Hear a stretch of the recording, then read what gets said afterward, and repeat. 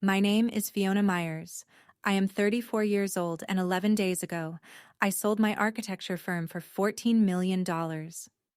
My husband looked at me across the kitchen table that night and said the thing that changed everything. Tell them the deal fell through. I did. Within 4 days, my mother listed my childhood bedroom on Airbnb, $89 a night. The room still has the window seat I built when I was 16. By day 7, my sister texted me uninviting me from her wedding. My mother had called her and said if I showed up empty-handed, it would be awkward for the whole family. My father just stopped calling. What happened on day 12 when my husband wired $50,000 to each of them is the reason I am telling you this story. But what they did with that money is the part that still keeps me up at night. Welcome back to Calm Drama Stories. This is the channel where family moments unfold, the ones nobody warns you about, and the ones that change everything. If these stories move you, drop a comment below and be sure to subscribe so you never miss a new story. I have filed my parents' property taxes for 6 years. My mother does not know the county assessor's address. She does not know the filing deadline. She knows my phone number and she knows how to text, "Fee, can you handle this?" I covered my father's golf club membership 3 years in a row when he forgot to renew. $4,200 a year, $12,600 total. He thanked me once. He thanked the club manager twice. When my sister Kelsey's wedding venue had a zoning issue, the outdoor tent exceeded the lot's conditional use permit, I called in a favor from a contractor I have worked with for 6 years. Permit approved in 9 days. Kelsey told our mother the venue worked it out. My name never came up. My mother texts me when she needs something fixed. She calls Kelsey when she needs something posted, organized, or displayed. Kelsey manages my mother's social calendar, her community event RSVPs, her holiday card list. We are both on call, just different extensions. This is the thing people miss when they look at my family. My mother does not have a favorite daughter. She has 2 departments. I am operations, the one who solves problems, files paperwork, manages vendors. Kelsey is public relations, the one who shows up, smiles, photographs well, and posts on time. My phone buzzes. A text from Kelsey. Can you handle the florist? I am swamped with bridesmaids. I have been managing my sister's wedding vendors for 4 months. The florist. The caterer. A permit issue I solved by calling in a favor. 4 months of project management, donated free of charge. Kelsey has not once asked about the acquisition, but she needs the florist handled. And in this family, that is the same thing as calling to check in. My husband Garrett said something one evening that I have not been able to stop hearing. We were sitting on the porch after the kids went to bed. He set his water glass down and looked at me like he was reading a balance sheet that did not add up. When is the last time anyone in this family called you without needing something? I opened my mouth, closed it. I checked my call log later that night. 8 months of calls from my mother. 43 calls. Every single one was a request or a logistics update. Can you look at Dad's insurance claim? Can you call the roofer? Kelsey's caterer needs a deposit. Did you file the property tax extension? Not one. How are you? Not one, I was thinking about you. Not one call that existed without a task attached. But here is the part that stopped me cold. I checked Kelsey's pattern too, asked her casually one day how often Mom calls her just to talk. Kelsey laughed. Mom does not call to talk. She calls to delegate. Last week it was the Henderson's anniversary card. Week before that, the church potluck RSVP. My mother does not play favorite. She runs a dispatch center. And both of us are on the route. The difference is that Kelsey has never noticed. Kelsey thinks managing Mom's social calendar is being close. She thinks the phone calls are connection. I used to think that too. I used to think handling the property taxes was being needed, and being needed was being loved. Garrett did not tell me any of this. He just asked one question. And the question did all the work. When is the last time anyone in this family called you without needing something? I still do not have an answer. My firm is called Myers Design Group. Sustainable commercial architecture. Converted warehouses. county libraries, LEED-certified office complexes. I started it in a one-room studio above a dry cleaner 8 years ago, with $11,000 in savings and a second-hand drafting table. Harman Kale, a national architecture and engineering conglomerate, approached us 14 months ago. They wanted our sustainable design methodology, our client list, our people. 8 months of due diligence, valuation negotiations that made my teeth ache, staff retention packages for all 47 employees. Every one of them would keep their jobs. That mattered to me more than the number. The number was $14 million, all cash. The deal closed on a Tuesday afternoon. I signed the final document in my attorney Claudia's office with a pen that cost $4. Garrett brought champagne that cost $32. My senior architect Nora cried in the doorway. I built this company while filing my parents' property taxes, while covering golf memberships and managing florists and solving permit issues for people who never asked how I was doing. I built it in the margins of a family that only noticed me when something was broken. $14 million. I reached for my phone to call my mother. I wanted her to say she was proud. Then I set the phone down. Not because she would not care, but because I already knew what she would say. She would say congratulations, and in the same breath she would say, "Now can you look at the insurance claim? I have been waiting." She would fold my biggest achievement into her task queue, and I would let her. Because that is how this family works. $14 million. And the first thing I feel is tired. Kitchen table, 9:30 at night. Champagne going flat. Kids asleep. Mabel is 5. Theo is 3. They do not know their mother is now a millionaire. They know she makes buildings. That is enough for them. Garrett sits across from me. He is a financial analyst. Quiet. Observant. He has watched my family run on transactions for 9 years. He does not say, "Let us test them." What he says is, "Before you tell them the good news, just do not, for 1 week. See who asks." They are my family. I am not saying they do not love you. I am saying, find out if they notice you when you are not providing something. When is the last time anyone in this family called you without needing something? The question again. Pressing against every conversation like a load calculation, I keep failing. I tell him I am not going to lie. He says I do not have to. Just do not volunteer. But I cannot do silence, so I compromise. I text my mother. "Hey Mom, the acquisition fell through. It has been a rough week." I am giving her an opening, a chance to call me back and say, "Tell me everything. Tell me how you are feeling. Tell me what comes next." Her reply comes 14 minutes later. "Oh no, can you still handle Kelsey's caterer? She is stressed." My career just collapsed as far as she knows, and her first response is checking whether I can still deliver on an open task. Not, "Are you okay?" Not, "Do you need anything?" She is running triage on her service queue, and I just flagged myself as potentially offline. The system does not pause for pain. It reroutes around it. Day 1. My mother does not call back. I check her Instagram 3 stories about Kelsey's dress fit, a mirror selfie in the bridal salon, a boomerang of champagne glasses. Caption, "Mother of the bride energy." Meanwhile, her other daughter's life just collapsed, as far as she knows. But I am not a scheduled event. I am not on the content calendar. I am back office, and back office does not get Instagram stories. Day 1 evening, Dad calls, brief, distracted. "You okay, kiddo?" Before I can answer, I hear my mother calling him to dinner. "Listen, I have got to go. We will catch up." Click. He does not call back. Day 2. Kelsey texts. Long message, 47 words about the florist needing a final decision by Thursday. A photo of 2 centerpiece options. A question about peonies. At the bottom, almost a footnote. "Also, Mom told me about your work thing. That sucks. Anyway, the florist needs a final by Thursday." I open the text thread with my mother. I scroll back 8 months. Every single message is a request. File the extension, call the roofer, handle the caterer, confirm the appointment. Not one, thinking of you.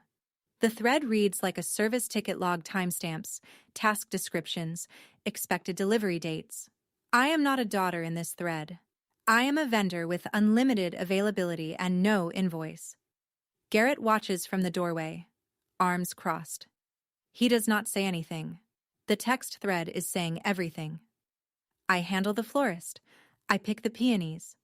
I confirm the round vase because the venue ceiling is low and tall arrangements block sightlines. I know this because I am an architect. I solve structural problems even when I am choosing flowers for a sister who just called my collapsing career. That sucks. I handle it perfectly. And for the first time, I hate myself for it. Day 3. Nothing from my mother. Nothing from my father. Kelsey sends a group photo from a bridesmaid dinner, 7 women, champagne, matching gift bags. I am not in the photo. I am not in the group chat it was shared in. Day 4. My college friend Jess sends a screenshot. Wait, is this your parents' house? I open it. Airbnb listing. My childhood bedroom, $89 a night. 3 photos, clean white bedding, a vase of dried lavender on the nightstand I painted when I was 12. And the window seat, the one I built when I was 16 with my father's tools. He taught me to measure twice, cut once. I sanded every joint by hand. My mother's listing description. Charming daughter's old room, recently refreshed. Quiet neighborhood, garden view. Recently refreshed. She has already redecorated. In 4 days. I zoom in on the photos. My name plaque is gone from the door. The window seat has a decorative pillow that says guest. The listing was created on day 2. She started within 48 hours. Garrett looks at it over my shoulder. His jaw tightens. But he does not say she is being cruel. He says something worse. She is not punishing you. She is reallocating the space. Your room was assigned to you. You just got unassigned. Reallocating. Like a conference room that is no longer booked. Like an office that just got vacated by an employee who left the company. My mother did not list my room out of spite. She listed it because, in her system, I am no longer contributing and idle capacity gets redeployed. It is cold, efficient, and completely consistent with how she runs everything. Day 5. I call my father. Voicemail. I text, just checking in, Dad. The read receipt appears at 2:14 in the afternoon. No reply. That evening, his Facebook post. He is at Kelsey's wedding venue doing a walkthrough, standing in front of a white gazebo, smiling.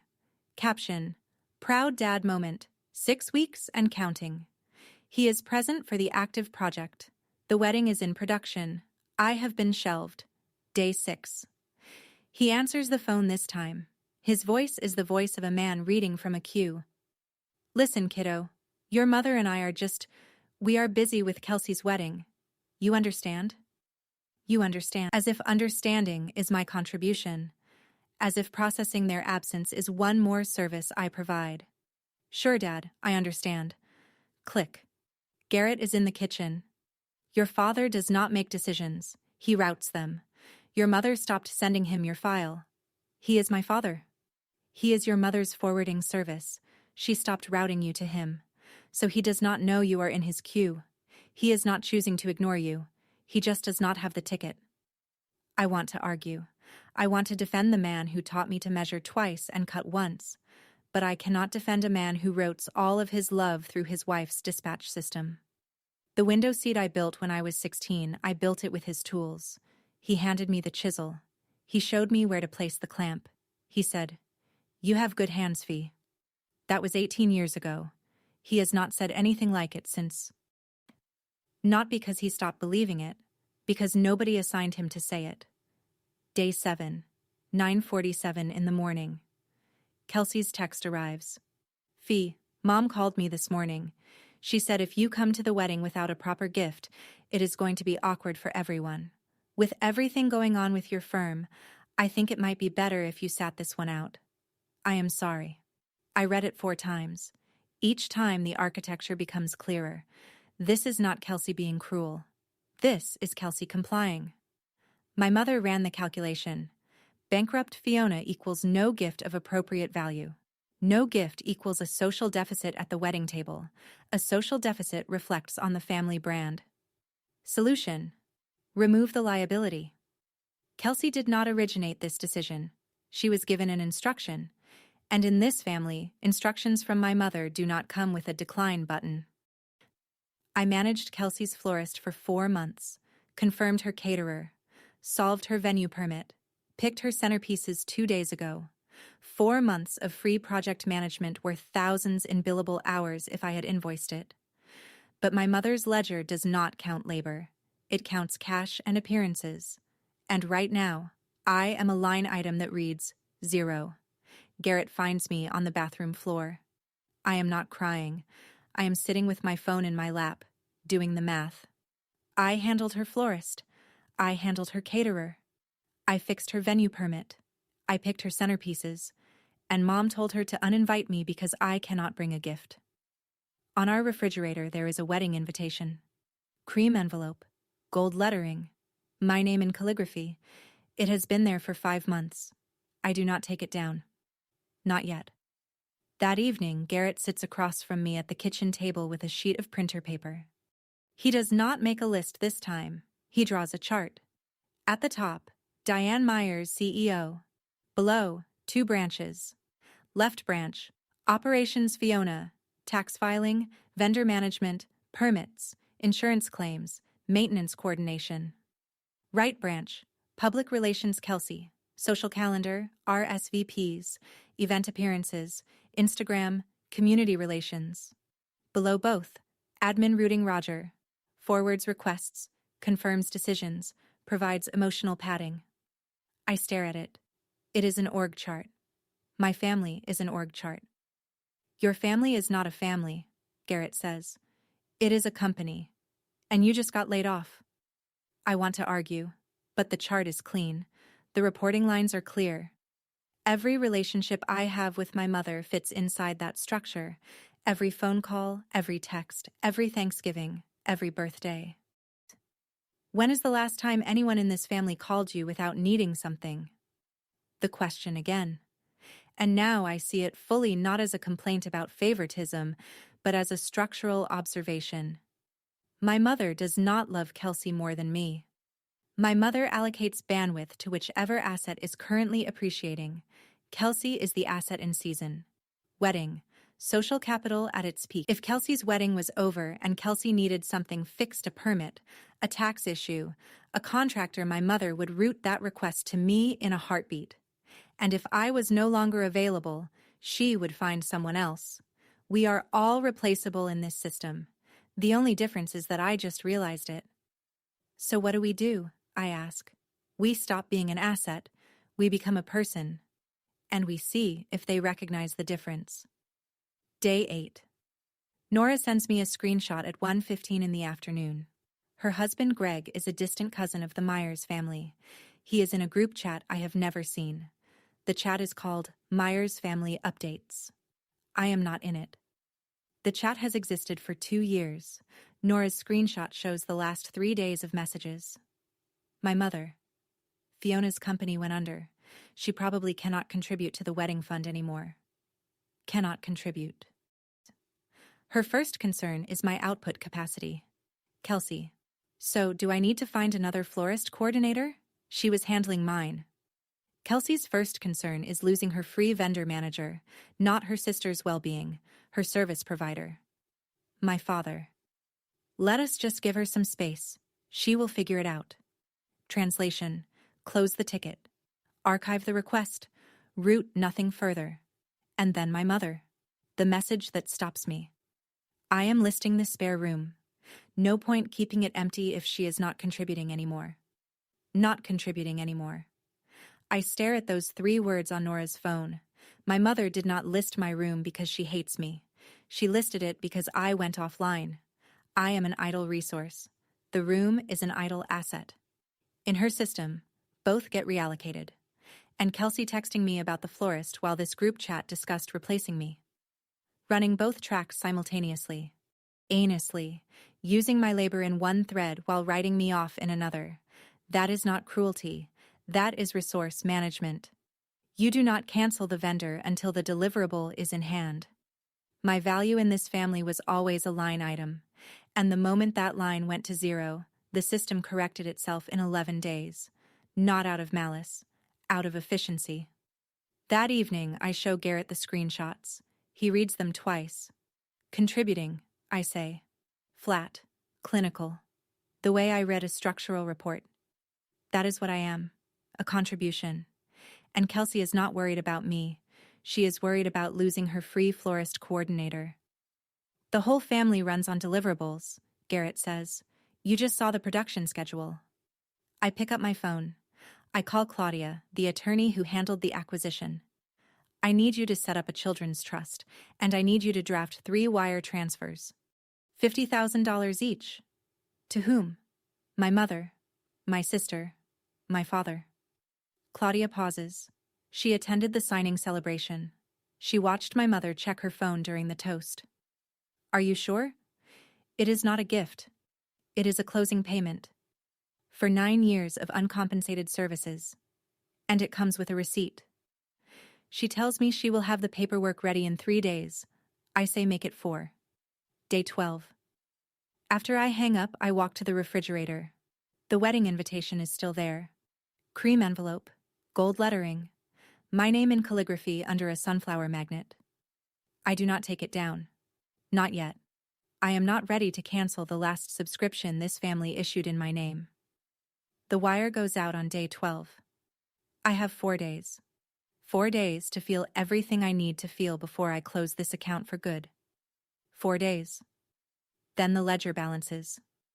Day 9. Jess texts me another screenshot. My mother's Airbnb listing has its first review.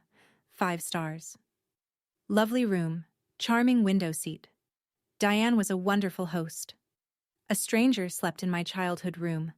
On the window seat I built at 16, sanded every joint by hand, and left a 5-star review praising my mother's hospitality. My mother has renamed the listing. It is no longer charming daughter's old room.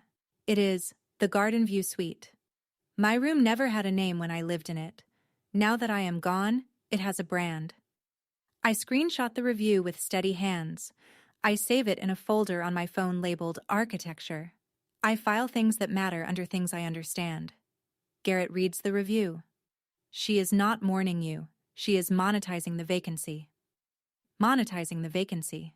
Converting me into square footage. Calculating yield per night on a room that used to contain a daughter. That evening, I sit at my drafting desk for the first time since the acquisition closed. I sketch the window seat from memory. Every mortise joint, every tenon, the back support 12 degrees off vertical, because I wanted it to feel like leaning against a tree. I built it with my father's tools. He handed me the chisel. He showed me where to place the clamp. He said, "You have good hands, Fee." 18 years ago. His tools are still in the garage. My window seat now has a pillow that says guest and a 5-star rating from a woman named Karen from Stamford. The listing has been viewed 340 times. My mother shared it in the family group chat I am not in. Idle asset. Redeployed. 5 stars. Mabel asks at bedtime, "Mommy, are we going to Auntie Kelsey's wedding?" I smooth her hair. "I do not think so, sweetheart." "Good," she says. Her house smells like carpet cleaner. Garrett laughs from the hallway. The first genuine sound in 9 days. I smile small, careful, like setting a foundation stone on uncertain soil. After the kids are asleep, we sit on the back porch. Crickets, cut grass. The south-facing glass wall I designed the year Theo was born. Every beam and sightline calculated. "Your mom once told me you were the practical one," Garrett says. He holds water, not wine. He wants to be clear. I remember. She said it like it was your job title, not your personality. In her system, practical is a job title. I am the one who fixes things. Kelsey is the one who appears at things. Both of us are on the clock. We just do not get paid. He takes my hand. Financial analyst, hands steady from years of holding nerve through market volatility. In my system, practical means you built a company from nothing and sold it for $14 million. I lean against him. The night is warm. I am not doing this for revenge, I say. I know. I am doing it for Mabel and Theo. So they never learn that love has terms and conditions. He squeezes my hand once. That is enough. My phone buzzes on the porch railing. A calendar reminder from 6 months ago. Kelsey's rehearsal dinner confirm head count. I pick up the phone, delete the reminder, set it face down, listen to the crickets close out their shift. Day 10. I drive to my parents' house to pick up a box of Mabel's baby clothes that my mother has been storing. Nobody is home. They are at the wedding venue for another walk through Kelsey's third. The house smells the same. Cinnamon and floor polish. I grew up in this smell. I associated it with safety for 26 years before I understood it was just a fragrance. I find the box in the attic and carry it down. On my way through the hallway, I notice my mother's desk drawer is open. The desk she calls my office, a repurposed antique secretary where she manages bills and invitations, and the social calendar she treats like a second career. I do not plan to look. But the drawer is open and there is a folder tab visible. It reads, Family Management. I pull it out. Inside is a spreadsheet, printed on white printer paper. My mother's handwriting in the margins check marks, asterisks, dates. 4 columns. Name. What they gave. What they received. Balance. My row. Gave tax filing, golf club, venue permit, florist coordination, insurance claim, kitchen renovation PM. Received Thanksgiving dinners, Christmas gifts, average $85, birthday calls. Balance a handwritten notation in my mother's tight cursive, over-delivering. Kelsey's row. Gave RSVPs, social calendar, community event coordination, Instagram posts, holiday card management. Received wedding fund contribution, $8,000, bridal shower hosting. Balance on track. My father's row. Gave house maintenance, yard work. Received golf club membership via Fiona. Balance positive. My mother has a balance column for her own children. I am a line item with a performance rating. Kelsey is a line item meeting her KPIs. We are both entries in a ledger that should never have been written. I photograph the spreadsheet, every column, every margin note. I put it back exactly where I found it. I take the box of baby clothes and drive home under the speed limit because my hands are shaking. I show Garrett the photos when he gets home. He looks at them for a long time. The house is quiet. Mabel is at a play date. Theo is napping. She has a balance column, he says, for her own children. I am a line item, Garrett. I have a positive balance because I over-delivered. And Kelsey? On track. Kelsey is meeting her KPIs. He sets the phone down on the counter. Your mother does not have favorites. She has a spreadsheet, and both of you are on it. I call Claudia. I adjust the children's trust. $500,000 each for Mabel and Theo. Education, first home, healthcare. Irrevocable. Funded from the acquisition proceeds. My mother tracked my contributions on a spreadsheet. I tell Claudia. My children will never be a line item. There is one more thing. I asked Claudia to set up a $25,000 annual scholarship at my alma mater for architecture students from families that treated them as resources instead of people. I want it called the Balance Fund. My mother's spreadsheet had a balance column, so I am building one that tips in the right direction toward the students who were over-delivering for families that only measured what they could extract. Garrett is standing by the kitchen island when I hang up. She wrote over-delivering next to my name, I say, like it was a performance review. Like being a good daughter was exceeding quarterly targets. He pulls me close. We stand there in the afternoon light, the light that comes through the south-facing glass I designed, so the sun would hit the kitchen island at exactly this angle at exactly this time of year. I build things that last. My mother builds spreadsheets that keep score. We are not in the same business. If you are sitting here thinking about your own family's ledger, the one nobody printed but everyone feels I see you, keep watching, because what happens in the next 4 days is the part I could not have predicted. Drop a comment if this hits close to home. Make sure you are subscribed. Day 11. Kelsey's rehearsal dinner weekend. The photos start on Instagram at 4 in the afternoon. The Davenport estate. White string lights. 68 guests. Kelsey in a champagne-colored dress. Trent beside her, looking exactly the way a junior partner at a regional insurance firm looks when his parents are paying for the event. People text me. Nora, Jess, 2 cousins. Wait, you are not at Kelsey's rehearsal? I reply to none of them. Kelsey's caption. Surrounded by the people who matter most. 68 people. I manage the florist, the caterer, and the venue permit that made this dinner possible. My labor is in every centerpiece on that table. My name is not in the room. Nora calls. She tagged everyone, Fiona. Your aunt, your cousins, your parents. Not you. It is like you have been archived. I was never in the directory, Nora. I was in the vendor list.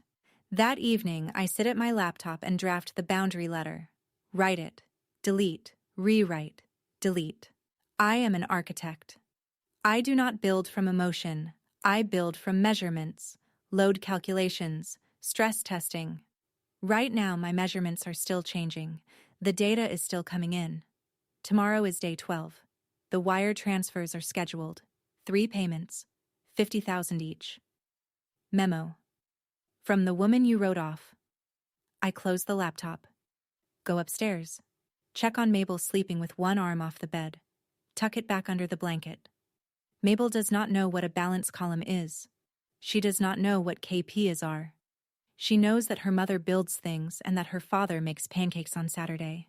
And that is everything. Tomorrow the ledger closes. I cannot sleep. 2 in the morning. Drafting desk. The light above it is the same one that lit my first commercial design, a 22,000 square foot office conversion in Stamford that still stands. I open the folder on my phone. Architecture. Screenshot 1. Airbnb listing. $89. Window seat. Pillow that says guest. Screenshot 2. Kelsey's text. Mom called. Empty-handed. Awkward for everyone. Screenshot 3. Family group chat. No point keeping it empty if she is not contributing anymore. Screenshot 4. The spreadsheet. Name. What they gave. What they received. Balance. 11 days of evidence. 9 years of pattern. 34 years of being an operational asset. Garrett comes downstairs. Faded college shirt and gym shorts. He sits on the arm of the drafting chair. You do not have to do this. I know. That is why I am doing it. Because for the first time in 9 years, I am making a decision about this family that is not an assignment from my mother's queue. I open the wire transfer app. 3 transfers, $50,000 each. Memo. From the woman you wrote off. I do not hit send. Not at 2 in the morning. I am an architect. I do not sign off on demolitions in the dark. The wedding invitation is still on the refrigerator. Cream envelope. Gold lettering. One last night of hanging there under the sunflower magnet. In the morning, I will take it down. In the morning, I will send the wire. In the morning, the system that ran this family for 34 years will receive its final invoice. But tonight, I let the invitation stay. One last night of pretending that this family kept me on the books because they wanted me, and not because I was useful. 6 in the morning. Alarm. I shower. I dress in my gray blazer, the one I wore when I signed the acquisition papers. It still smells like Claudia's office. Leather chairs and fresh paper. 6:15, kitchen table, phone, 3 transfers, 3 taps, $50,000 each. Memo. From the woman you wrote off. Send, send, send. I make coffee. Sit. Wait. 7:22. Dad texts. Fiona, what is this? No punctuation, no context. The confused response of a man who has received a notification outside his normal routing. 7:41. Kelsey. Why did you send me $50,000? What is going on? 8:03. Mom calls. I let it ring. Voicemail. Fiona Ann Myers, you call me back right now. What is this about? Her voice is sharp, not worried, offended. as if receiving $50,000 from her daughter is an unscheduled transaction that disrupts the ledger. 8:15. Garrett comes downstairs, Mabel on his hip, Theo trailing behind, clutching a stuffed elephant by one ear. How do you feel? Like filing a demolition permit. Clean, necessary, and irreversible. He nods. He makes pancakes. Life continues. I walk to the refrigerator, pull down the wedding invitation, cream envelope, gold lettering, 5 months of hanging under a sunflower magnet. I drop it in the recycling bin. Not the trash. The recycling. Because somewhere in the process the paper might get turned into something that actually holds weight. Or it might not. Either way, it is no longer on my refrigerator. Not the trash. The recycling. Because I am an architect, and I believe in repurposing materials whenever possible. My mother calls 6 more times between 9 and noon. Each voicemail is a different stage. Voicemail 1. Confusion. Fiona, I do not understand. Call me. Voicemail 2. Demanding. You need to explain yourself. Voicemail 3. Crying. What did we do to deserve this? Voicemail 4. Threatening. If you do not explain this, I am coming to your house. Voicemail 5. Bargaining. Can we just talk? Like adults? Voicemail 6. Back to demanding. This is absurd, Fiona. Kelsey sends a wall of texts. Are you trying to humiliate me before my wedding? And Trent says this is really weird. Dad sends one more text. Kiddo, please just tell us what is happening. Then nothing. Nora calls at noon. Your mother called Greg's wife asking if you are having some kind of breakdown. Her words. The family group chat. Greg forwards another screenshot. My mother. She sent us each 50,000. I think she has lost it. Kelsey. Maybe she got a settlement.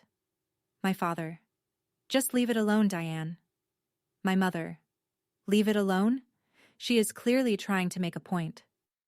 3 people received $150,000 total from their daughter and sister. Not one of them considers the possibility that I am successful. Their system does not have a code for that. In my mother's ledger, I am operations, the department that fixes things. Operations does not generate revenue. Operations does not close $14 million deals. That is not my function. Nobody asks, did the acquisition actually go through? Because in this family's org chart, I do not have that authority. 2 in the afternoon. I compose a group text to my mother, my father, and Kelsey. I write it like a project closeout memo. The acquisition of Myers Design Group closed 12 days ago for $14 million. The deal did not fall through. I told you it did to see what you would do. In 11 days, Mom listed my childhood room on Airbnb. Kelsey uninvited me from her wedding on Mom's instruction because I could not bring a gift of appropriate value. Dad stopped returning my calls. The $50,000 each is real. Consider it severance. I am establishing permanent boundaries with this family. My attorney will be in touch regarding the children's trust and contact terms. Do not contact Garrett. Do not come to our home. I read it once. Send it. Put my phone in the kitchen drawer and close it. Garrett reads the copy in our shared notes. That is the most architect text I have ever seen. It is a project closeout. Final deliverable submitted. Account closed. The family group chat. Greg sends the update 4 minutes later. My mother. She set us up. Kelsey. I cannot believe this. My father says nothing for 22 minutes. Then, we need to talk about this as a family. But the family no longer includes me. And the irony of my father wanting to root a conversation now after 6 days of silence, after forwarding nothing, after posting proud dad while his other daughter sat on a bathroom floor is structural. Consider it severance, because that is what it was. 9 years of uncompensated services. The closing payment has been issued. The vendor relationship is terminated. And the vendor is the one who ended it. My mother calls from a different number at 7 that evening. I pick up once. She is crying. How could you do this to us? To your father? To Kelsey? Right before her wedding? Every sentence is about impact on them, Not one word about what they did to me. You listed my room in 4 days, I say. That was just practical. You called it recently refreshed. You replaced my name plaque with a pillow that says guest. Silence. Then, you are making everything about you. You always do this. This is about me, Mom. For the first time, this is about me. I hang up. Set the phone down. My hands are steady. Architect's hands. Good for measuring. Good for building. Good for knowing when a structure cannot be repaired. Kelsey does not call. She texts. You ruined my wedding week. I hope you are happy. I do not reply. Kelsey is not angry at me. She is angry that her service provider filed a complaint with management. In her framework, I am supposed to deliver and be quiet.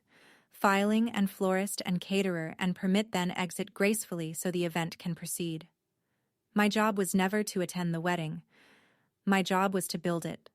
My father leaves a voicemail. His voice cracks. Genuine. Raw. I do not understand what happened, Fiona. I love you. But he does not say, I am sorry. He does not say, your mother was wrong. He says, can we just go back to normal? Normal. The word I have been operating under for 9 years. Normal means I deliver. Nobody invoices me. Nobody asks how I am. And the system hums along on my labor until the next request comes in. I am done with normal. Day 13. My phone notifies me of 3 bank transactions. My mother deposited her $50,000 at 9:12 in the morning. Kelsey deposited hers at 11:47. My father deposited his at 1:08 in the afternoon.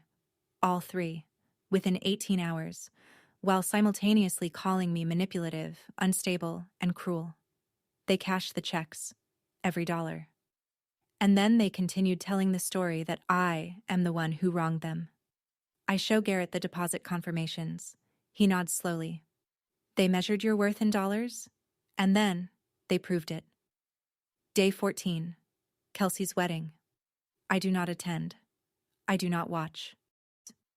But the photos come anyway. Nora, Jess, cousins posting stories. My mother in a lavender dress. My father giving a toast. 68 guests. The roses climbing. The string lights glowing. The centerpieces I chose round vases. Peonies. Low profile for the ceiling height.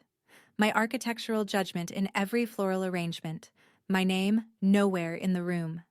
Kelsey's hashtag, love wins. I close Instagram. The spreadsheet comes back to me, my mother's balance column. I gave each of them 10 times what my mother budgeted for Kelsey's wedding fund, and they cashed it. In my mother's ledger, I just made one final deposit. Even my goodbye was transactional.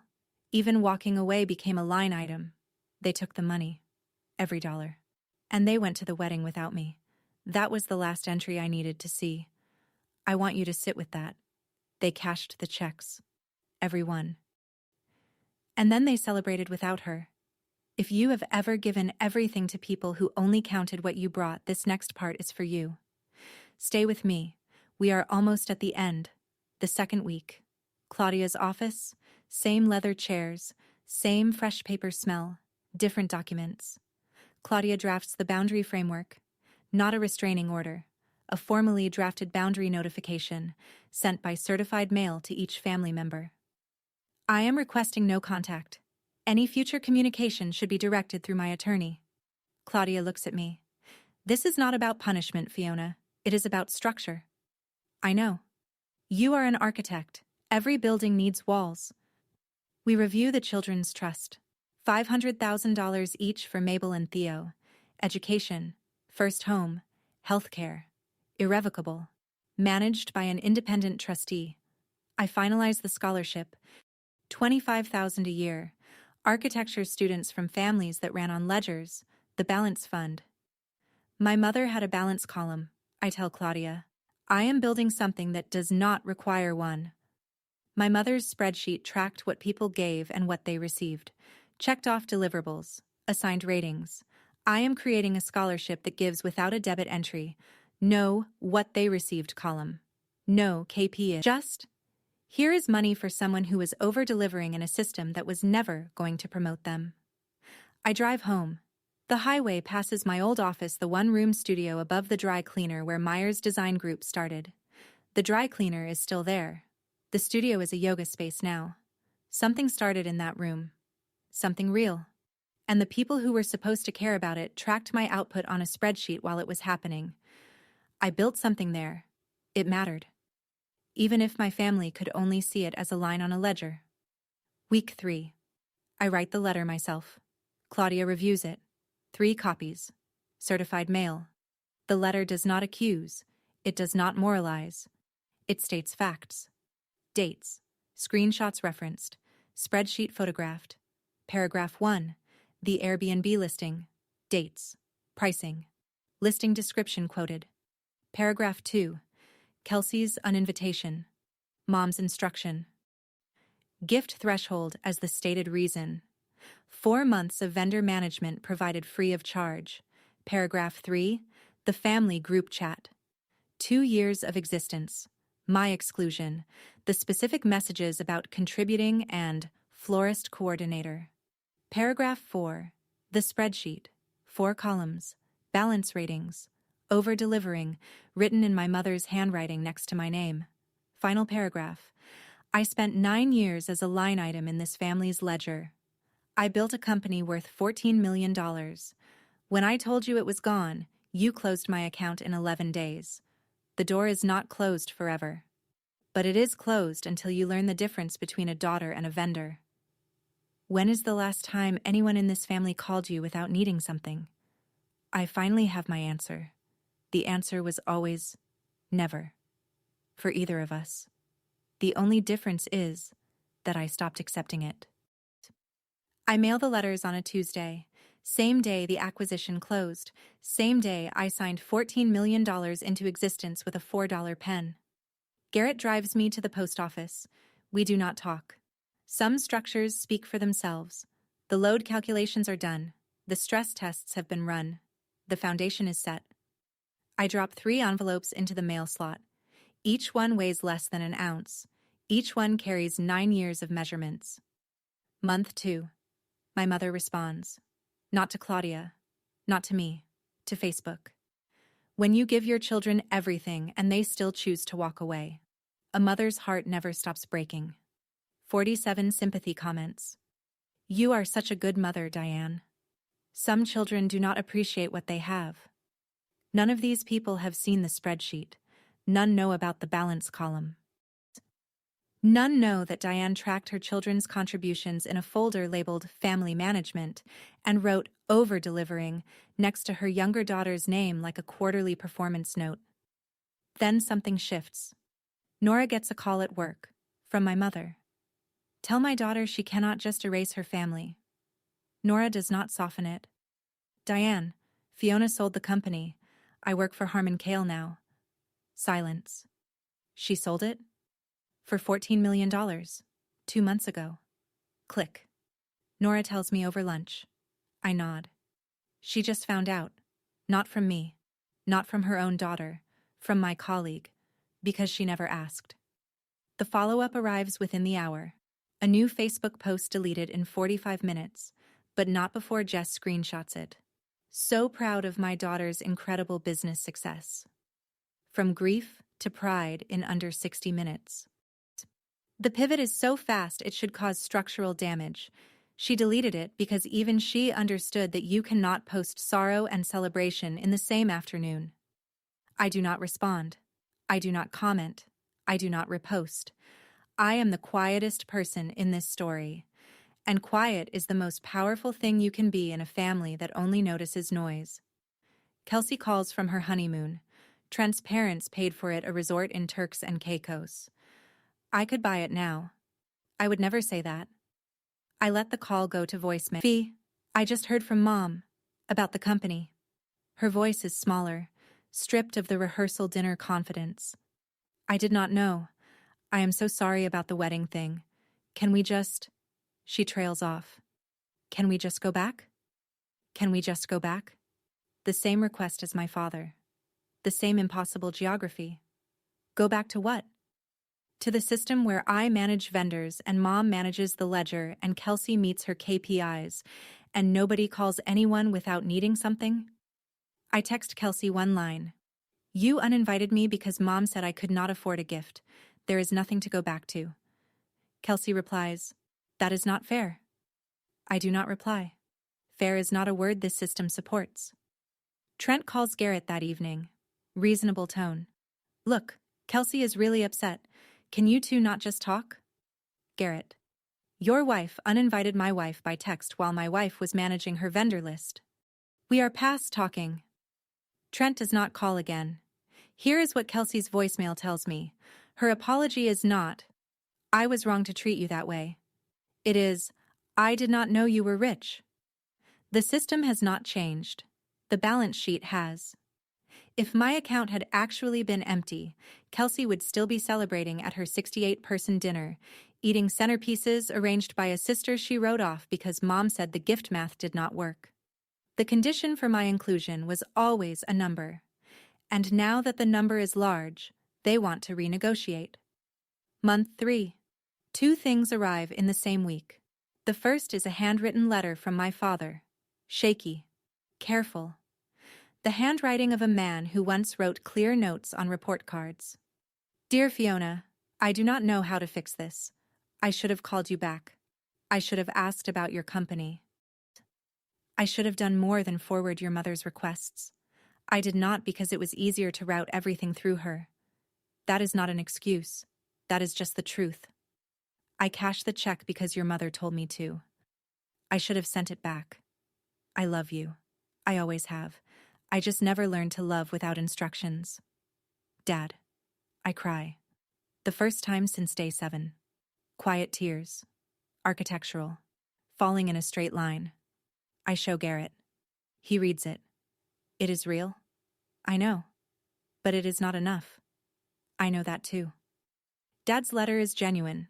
But genuine feelings without changed behavior is like a blueprint without a building. Paper does not keep the rain out. I write back by hand. Dad, I believe you love me, but love without action is architecture without a foundation. Do the work. Start with therapy. Start with acknowledging the spreadsheet. Call Claudia when you are ready. Not me, Claudia. The second thing that arrives, a package addressed to Mabel. Inside is a stuffed rabbit. Soft, pale blue. A tag tied to its ear reads, From Grandma. No note for me, no ask, no agenda. Just a stuffed rabbit for a 5-year-old from a grandmother who misses her. For 3 seconds, my mother is not a system. She is just a woman who bought a toy for a child she cannot reach. Then I set the rabbit on Mabel's bed, and I notice there is no return address. Even this gift was routed to avoid contact. Month 4. Jess texts at 8 in the morning. Your mom's Airbnb listing is gone. I check. The Garden View Suite delisted. 17 reviews, 4.8 stars, $89 a night for a room that used to contain a daughter. Gone. I do not feel victory. I feel the space where the listing used to be digital emptiness that mirrors a room that is no longer mine and no longer a brand. My mother deleted the Facebook grief post. The performance is over. The audience moved on. Greg reports the family group chat has gone quiet. Mom has not posted in 3 weeks. Kelsey reduced to wedding photo reposts. Dad absent from the golf club.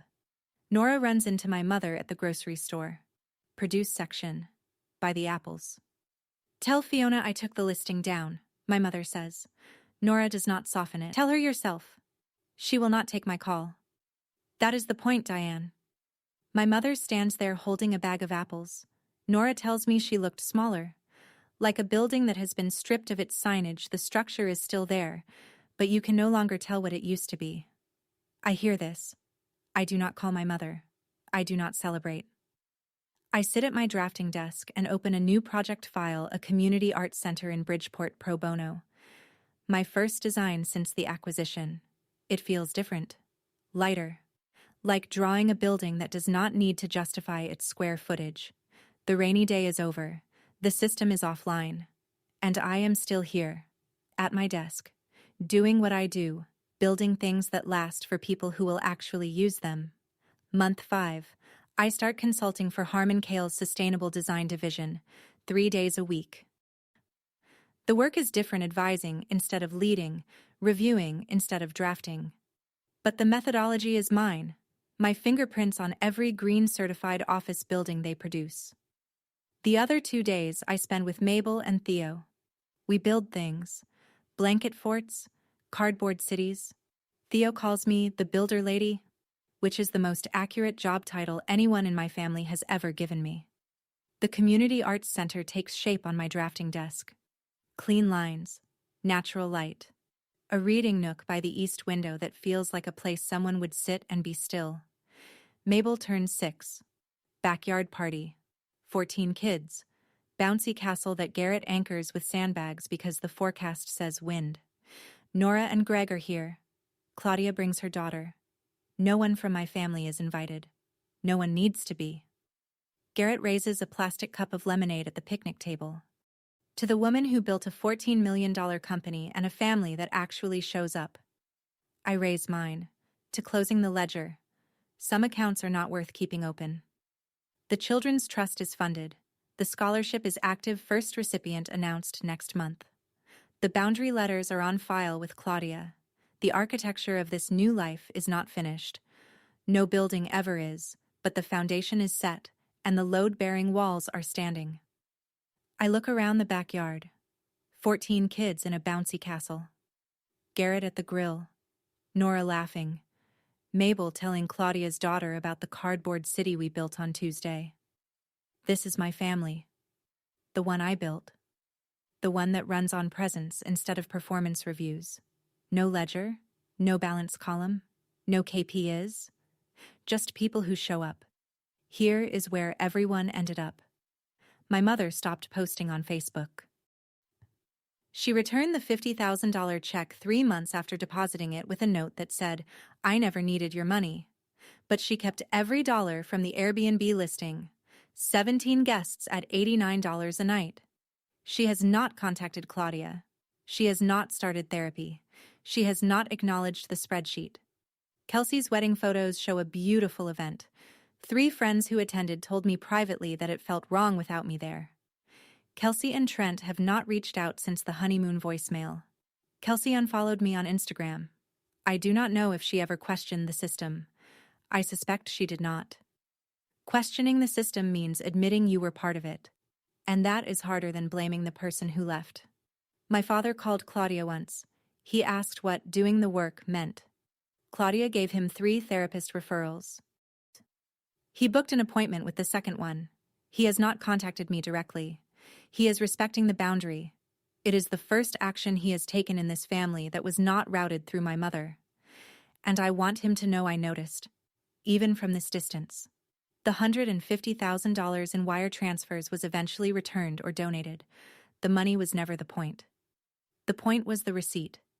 The documentation that showed exactly what 11 days without value looked like in a family that ran on a ledger. I do not check the family group chat. Greg no longer forwards screenshots. That system is offline. The server has been decommissioned. And I am building something new in a house I designed, at a desk where the light falls exactly right. For children who will never have a balance column written next to their names. I used to think family was a permanent structure. Load-bearing walls you could never remove.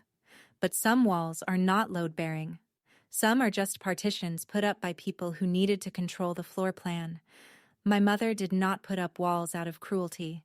She put up systems, org charts, balance columns. She ran her family the way you run a company, and companies lay people off when they stop being useful. I stopped being useful, so I stopped being family. I took the walls down. And the house is still standing. That is my story. 11 days, 3 wire transfers. And a family that ran on a ledger. If this story reminded you to check whether you are someone's daughter or someone's vendor, share it with someone who needs to hear it. Thank you for being here. Subscribe, and I will see you in the next one.